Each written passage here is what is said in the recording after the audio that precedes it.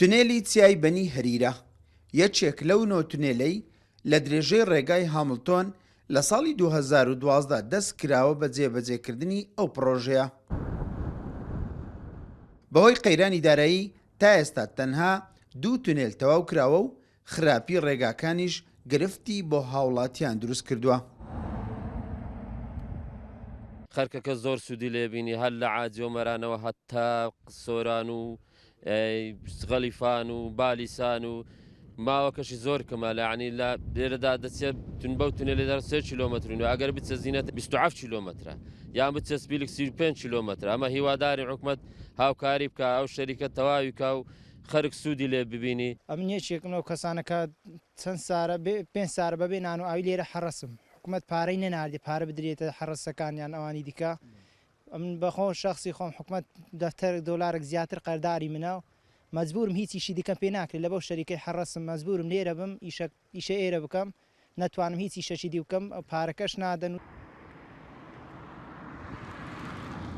تەوابوونی ئەو ڕێگایە کە بڕیار بوو لە سەرەتای ساڵی 2022 کۆتایی بە بڕگەکانی بێت ئێستا نیوەی کارەکانی کراوە لە ڕێگای 9 تونێل و 29 پردیپەڕینەوەی ئۆتۆمبیل و درێژی ڕێگاکە لە 185 کیلۆمەترەوە بۆ 133 کیلۆمەتر کورد دەبێتەوە هاوکات کەمکردنەوەی ڕووداوەکانی هاتوچۆ.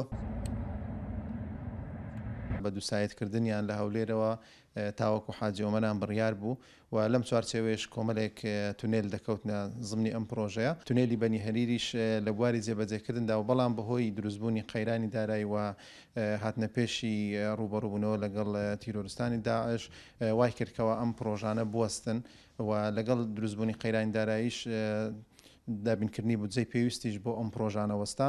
لەو کاتەوە ئەم پرۆژانە وەستاون کارکردن تیاندا پێی باشتربوونی بارودۆخی دارایی حکوومەت هێرێمی کوردستان دەست دەکرێتەوە بەم پرۆژانە.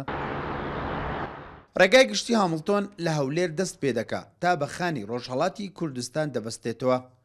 ڕێگایەکی بازرگانی و گەشتیاری نێودەوڵەتیە زیاتر لە 8 ساڵە کارکردن بۆ بە دووسایتبوونی ئەو ڕێگایە دەکرێت بەڵام تا ئێستا کەمتر لە 50 کارەکانی لەو ڕێگایە کۆتایی هاتووە لە کاتێکدا بەشێکی ڕێگاکە تەنها کاری دیزاینی بۆ کراوە نەچۆتە قۆناغی تەندەرین بەشێکی زۆریشی کارەکانی ڕاگیراوە.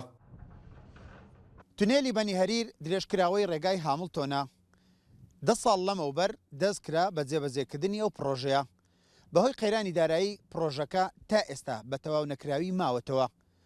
بڕیار بوو بە بودجەیەکی تازە ئەو پرۆژەیە تەواو بکرێ بەڵام تا ئێستا وەک خۆی ماوەتەوە.